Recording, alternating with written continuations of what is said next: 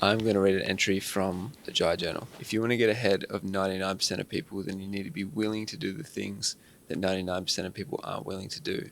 And it starts with becoming brutally aware of these three decisions. They're the only things standing between you and the life that you know you want to live. And once you decide, change can happen almost immediately. 99% of people spend their whole lives unaware that their future is being unconsciously programmed and then wonder why things didn't turn out how they expected. If you want to end up like most people, maybe this video isn't for you. You can stop watching now. But if you're curious and you want to control your life, the first decision that will put you ahead of the 99% is where you live. Most people live in a certain neighborhood because of their work or their family. They spend years, sometimes decades, living in one place, yet very little time deciding on where to live. This leads to feeling like you can't change, like you can't control your life. Surrounded by the same stagnant routines and habits and people, change feels hard, and it is. You tell yourself that you have such a great rental deal that you'll be stupid to change now, or that you upgrade when you earn more money. Just a few years more and you'll actually live the life that you want to live. This doesn't work because you know the truth. You know that you're shaped by your environment, yet you refuse to take action and make a change. Take a moment to think about your country, your city, your house, even your bedroom and your workspace. Do they inspire you? Do you feel expansive and ambitious, or comfortable and bored? The space you live in creates the space in your mind. If your room is cluttered and dirty, you tend to lack clarity and find it harder to make decisions.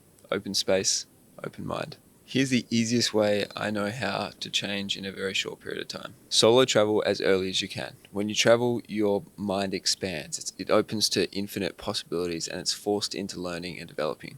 Solo travel is one of life's greatest gifts because it draws you out of your comfort zone and into a growth environment, surrounded by people who are searching for the same things. I spend 1 to 2 months at home and then 1 to 2 months in new places because for me that leads to the most consistent growth. It keeps me in an elevated state, and an elevated state leads to more abundance in my life. You attract like energy. Good ideas are easier to come by, and new opportunities show up without even trying, especially if you're in business. Paying more for an elevated space will lead you to making more money and actually enjoying the process. Audit your home, your workspace, and your roommates. Are you inspired or are you comfortable? The second decision that'll put you ahead of the 99% is who you spend your time with. As a general rule, live around people that are doing what you want to do. People that earn a lot more money and think in leverage, not time. People that take care of their bodies, they train often, they have strong habits. People that want to be 1% better every day and soak their minds with books and podcasts, not Netflix and the news. People that eat intuitively and clean. People that smile and laugh often. Most of us spend decades around the same people, yet one night deciding who's going to be our lifelong friend. We all have that friend that's just there because they've always been there. You don't need to cut people from your life, but you can spend less time and less energy in their space. To be a high performer, you must surround yourself with high performers in whatever line of business, art, sports, or work that you pursue. This comes back to a concept I call the law of averages, and it states that people within a group tend to become more similar over time, from their outward appearance to the functioning of their brains. Spend time with people ahead of you and you'll be forced to drift in that direction. Who are the 5 people closest to you right now? Would you happily trade places with them? Start by auditing and refining your circle as often as you set new goals.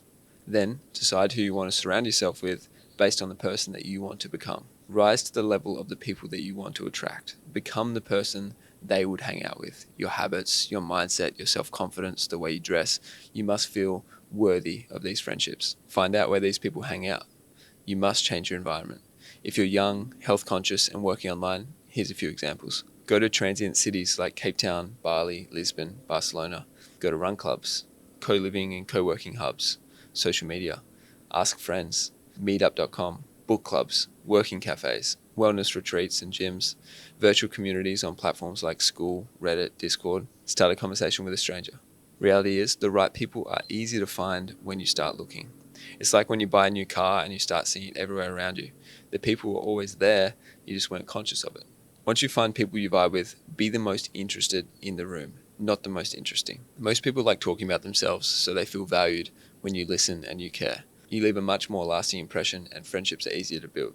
Finally, don't settle for less than what you're capable of and be willing to spend time alone. Being alone and whole is better than having friends and not showing up as your true self. The third and final decision that'll put you ahead of the 99% is what you work on. The average person spends half of their life working, yet they spend very, very little time deciding what they're going to do for a career. Many go off on their own and try this entrepreneur thing, excited to work for themselves and control their time and income. They usually end up working more, earning less, and taking on more stress. The ones who do make it find themselves in industries or working on products that they don't really care about. There's no passion, no fulfillment, no purpose. I'd rather live below my means, working on something that sets my soul on fire, than earn more than I need and hate every second of it. I've tried at least 10 businesses since I was 16. Some of them lost money, a couple of them made millions and went on to lose millions again. Looking back today, I wouldn't start any of the same businesses. They led me down a path of learning, but they weren't ultimately the ideas that create the most fulfillment and impact for me. That's the beauty of the experience. It allows you to make clearer decisions going forwards. Here's what I look for in a business model today. It must be online, so I'm not tied down and I can work remotely. It's something I genuinely enjoy, something that feels like play to me but work to other people. There's a clear market. In other words, there's people asking for it.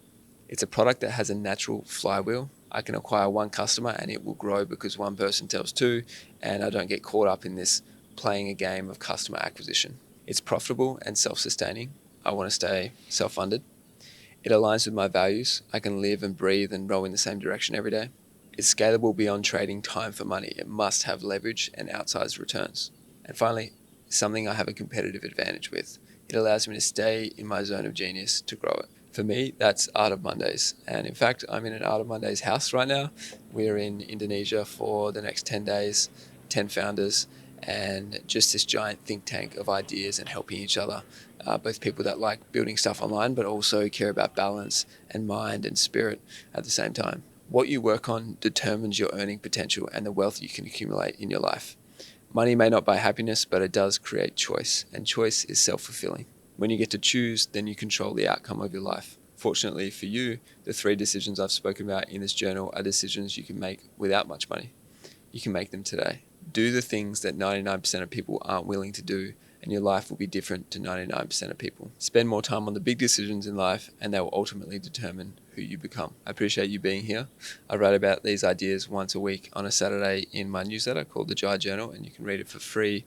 Link below. Subscribe if you enjoyed this. Thanks so much. See you in the next one.